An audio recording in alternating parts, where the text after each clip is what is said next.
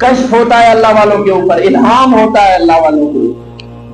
اللہ تبارک و تعالیٰ جتنی باتیں ان کو جاننا چاہیے ان کو بتا دیتے ہیں. جو زیادہ بڑے اللہ والے ہوتے ہیں تو ان کے دل میں الہام ہوا. اللہ تبارک و تعالیٰ نے کہا کہ تمہارے لیے ہم نے جنت میں نکاح کا انتظام کر دیا ہے.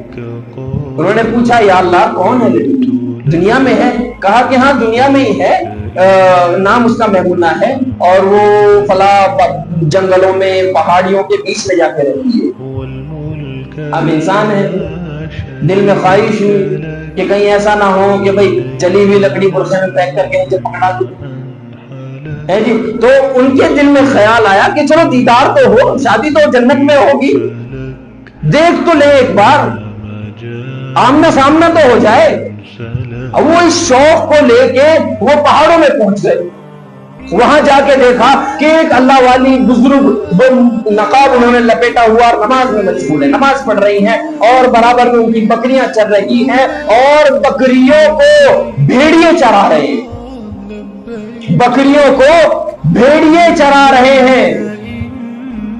وہ بیٹھ گئے، نماز ختم کی، سلام پھیرتے ہی کہنے لگی کہ عبد الوہاب تم سے صبر نہیں ہوا؟ وعدہ تو جنت میں ملنے کا تھا نا، یہاں کیا کرنے آئے ہو؟ اس اللہ والے نے کہا کہ تو بتاؤ تمہیں میرا نام کیسے پتا ہے؟ تمہیں میرا نام کیسے پتا ہے؟ تو انہوں نے کہا کہ جس نے تمہیں میرا نام میرا پتا بتا دیا، کیا وہ مجھے تمہارا نام نہیں بتا سکتا؟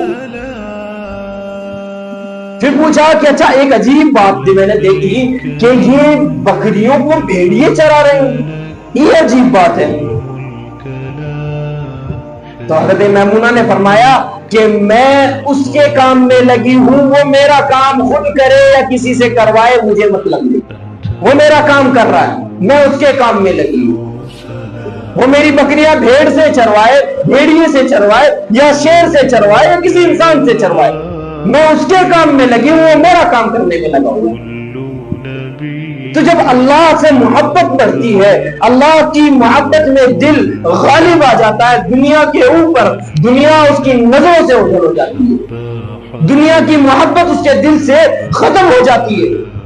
جب رسول اللہ اور اللہ رب العزت کی محبت ہمارے دلوں میں بن جاتی ہے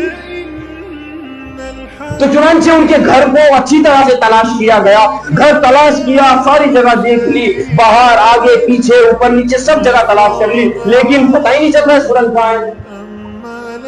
تو گھر میں ایک جگہ مصلی بچھا ہوا تھا، مصلی کے پاس کھڑے ہو کے کہنے لگے یا اللہ میں تو انسان ہوں، مجھے غیب کا نہیں پتا، یا اللہ میں انسان ہوں، تیرے حکم سے میں یہاں تک آ گیا، میں نے پکڑ لیا، تلاشی لے لی، مجھے جگہ نہیں مل رہی ہے. یا اللہ اب آگے آپ بتائیے کیا کرنا ہے؟ اگر جگہ نہ ملی میں تو جھوٹا ہو جاؤں گا نا. تو سلطان الدین زنگی کو الہام ہوا، کہا کہ جہاں تم کھڑے ہو وہاں سے یہ مصلی ہٹاؤ اور دیکھو. چنانچہ مصلی ہٹایا تو دیکھا بڑی لمبی گہری سرنگ کھولی نبی کریم صلی اللہ علیہ وسلم کے روزہ اقدس سے پہلے. تو بتانے کا مقصد یہ ہے، یہ واقعہ سنانے کا، کہ جب انسان اللہ اور اس کے رسول کی محبت میں مبتلا ہو جائے تو اللہ تبارک و تعالیٰ اور نبی کریم صلی اللہ علیہ وسلم اپنے کام، اپنے دین کے کام ان سے لیتے ہیں، اپنے لیے منتخب ان کو کر لیتے ہیں. اللہ تبارک و تعالیٰ نے انسان کو بنایا ہی اس لیے کہ ہم اس کی عبادت کر سکیں.